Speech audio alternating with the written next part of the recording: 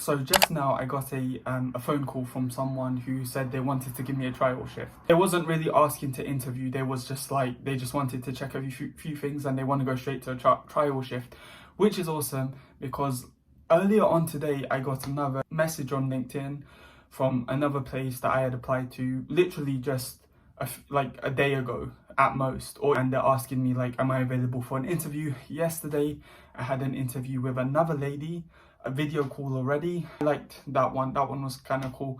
There was also a fourth one working for a bus tour, one of those old-timey buses that go around London. I feel like I have so many interviews all of a sudden, so that feels pretty cool. I think it's got something to do with me redrafting my CV after I came back from the events place.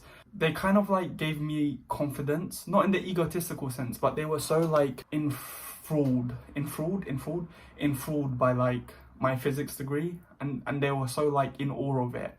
And I don't know, I guess subconsciously I kind of had this thing that like, okay, it's not that impressive. You know, like when you go to some of the other companies there and they're like, they want internships. But maybe that's just a subconscious thing as well. I was just so impressed by it. It was like I was a genius. I said in the other video that at the end, the guy said, maybe one day I'll be building a stage for you.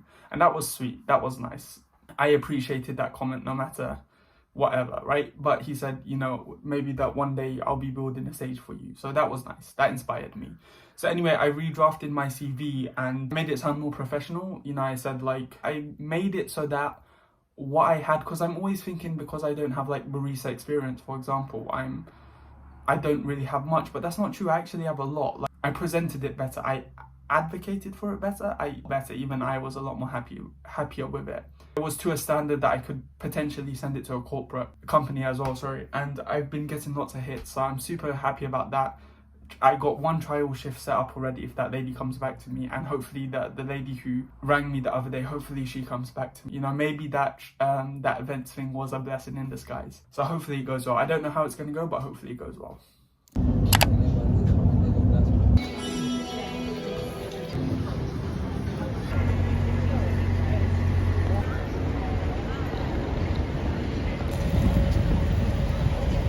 Ladies and gents, we have our first interview at 1 o'clock today, and it's on Russell Street, which is near Tottenham Court Road. So we're at Tottenham Court Road at the moment.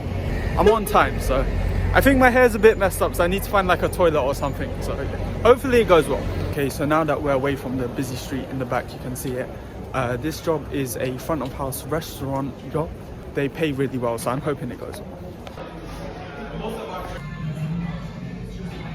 Guys, so we just came out the interview and it was a little bit shaky at the start, but in the end it finished so strong, it finished so positive. When he was like, tell me a bit about yourself, I was like, I kind of fumbled a little bit, but then as the conversation went on, I got more and more stronger, and I was a bit thrown off because he had my CV, he had my CV at the start, but apart from that first question, I answered really well.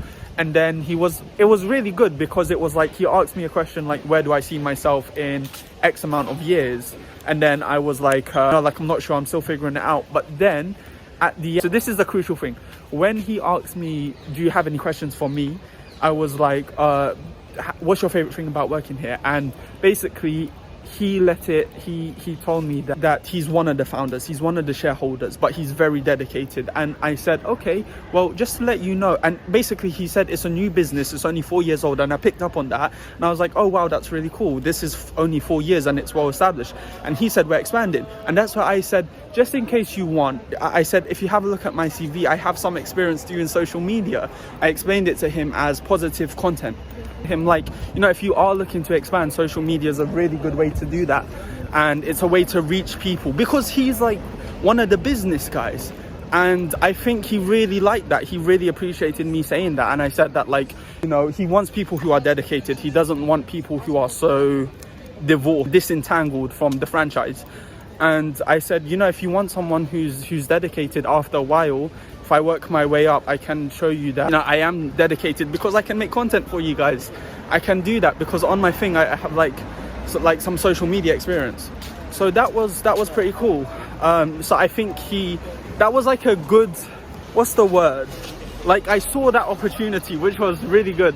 And I think he felt really good. And so I have a trial shift next week he booked me for, so let's see how it goes. He said he wasn't a big fan of the part-time idea because he doesn't like people just clocking in and not clocking in. But even when I said that, he said sometimes it works, sometimes it doesn't work. I was like, okay, so tell me why does it work? And he told me why it works, why it doesn't work, which I think was really good on my part because it shows awareness. Not awareness, that's not the right word, but it's not vigilance, because vigilance has negative connotations. It's like, you know, you're doing the best you have with what you've got right in front of you, and you're adapting to the situation present, and it's responsive. So it was good. It went really positive, so I'm really happy about that. So yeah.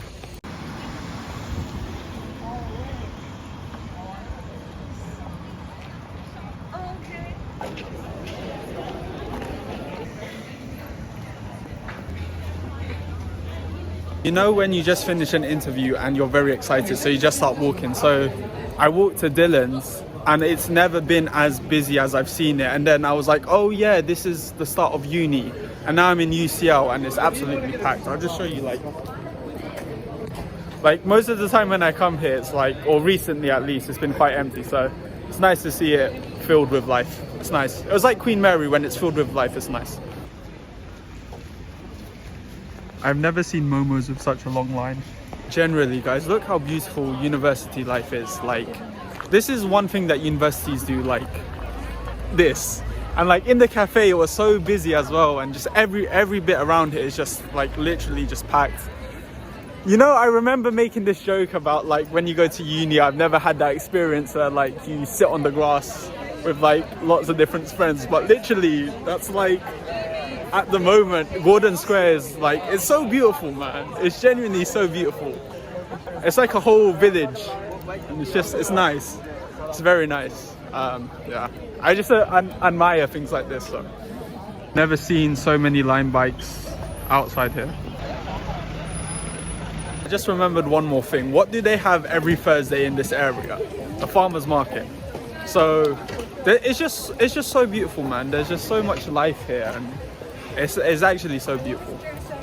I wanted to actually film this in Gordon Square because again, lots of people were sitting on the park, on the grass, and it was really nice. But I couldn't find a place, so I found this place. It's good. I've been reading the book Cured, and there was this really interesting part. It touched on psychoneuroimmunology. There's this nerve called the vagus nerve, and basically it's this nerve that runs through the body. And a lot of the information comes from the bottom of the system to the top of the system. So it actually sends messages to the brain, and therefore it's able to trigger a reflex inflammatory response. So it's basically able to pick up where something's wrong in the body and send that information to the brain, and the brain is therefore able to initiate a response. So if there's unnecessary information in the body, then it will trigger an anti-inflammatory response. And that's significant because it means there's a way for the body to regulate inflammation. However, that nerve, that vagus nerve, it's like a muscle. It needs to be used, and if a muscle isn't used, it becomes very weak. And the training of that muscle is when it gets used, and it gets used when it releases oxytocin and other hormones that are associated with love and connection. Basically, that vagus nerve releases oxytocin and those other hormones which are responsible for love and connection.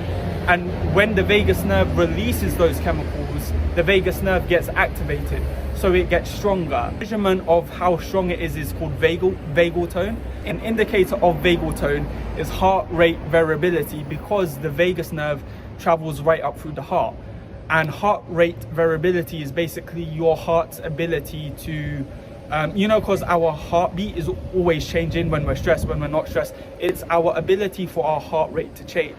For instance, if you're in a stressful situation, when you come out of a situation, how fast can your heart change? The premise is that love and connection, they foster like an anti-inflammatory response. So that's a good thing. And if the more you strengthen that vagus nerve, the stronger health and medicine becomes.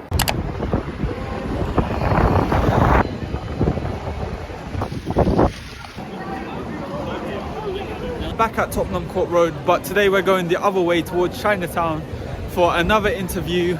Yeah, hopefully it goes well. It's for like a boba tea matcha kind of place, so we'll see. you can tell, but it's literally so busy today.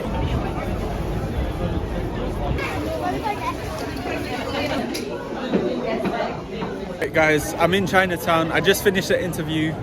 We made a matcha latte and an ice cream. He was teaching me how to do it. It was an interview. The guy was super chill. He was super nice guy, super chill guy.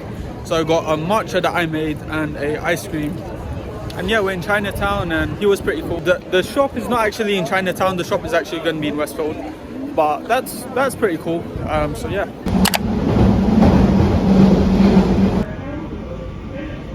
So if you would have guessed that we're at Tottenham Court Road again today, you would be right. This is a trial shift for the Japanese restaurant that I went to last week. This is my trial shift, and this morning I got a phone call from another place, a barista style place. Wanted to have an interview today even, so after this one I'm going to go to an interview.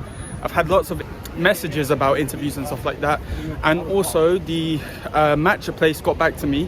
I was waiting all day yesterday and they said that they would take me but full time, and I have to get back to him on Wednesday. So we'll see how this goes, and then depending on this I'll respond to him. So I'm feeling super gaggy, which is normally what happens when I feel nervous, normally what happens when I have an exam. So we'll see.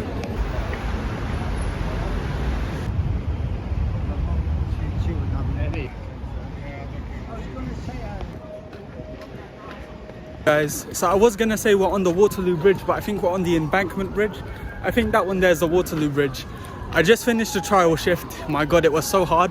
It was like very taxing, and there was a lot of buttons on the iPad thing, but it was cool because I've never been a waiter before. Yeah, it was really funny because Uber boat. It was funny because the guy, I was only supposed to work until 2, and then I carried on working till like 2:30. But the other guy told me that when he done his trial shift, he stayed till 2:30, and he said not to say anything, otherwise it doesn't look good. Like it's some kind of like test that they do to see if you're going to say anything. You know, it's like some kind of trick thing. Beautiful bridge. So yeah, that was cool. I spoke to him afterwards. Another Uber boat. I spoke to him afterwards and he said that it went well. He likes my personality, he likes my character. He said give him till tomorrow to come back to you. So I'm going to wait till tomorrow. And I now have another interview now at Waterloo. Someone called me whilst I was there. I got a bit worried about that. I felt like I was letting the opportunity sweep by. So I have another interview at Waterloo, which I'm a bit late to, so I'm going to go head to that now. I feel like I'm on fight or flight mode at the moment, and I think I just need to like just bring it down a few notches. Like I'm good, but I'm just like, you know. So I need to just like go to the toilet, just chill out a bit, you know.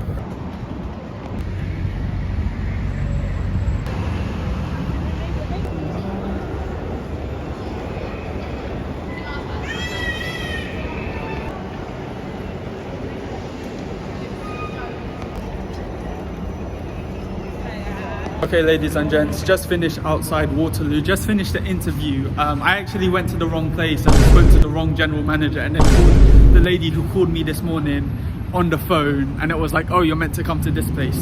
The lady who I spoke to, she was really cool. Like, she was really like stand up. She was like really honest. She was saying that like, you know, we're gonna train you, we're not expecting like so much, and they don't do trial shifts, which is so good because the trial shifts is it's so tedious. It's so like interview, then trial shift, then you get trial shifts. Is crazy. She said that she's looking at training people, and you know, she said that she's really open to like working around your availability and stuff like that. I really like her attitude. She's really cool, she's really kind, and they're a franchise, and they said they're doing more, and they said if you're looking for a place to grow and learn, which is what I said to her, I'm looking for a place to grow and learn. It's going to be a bit of a nightmare trying to like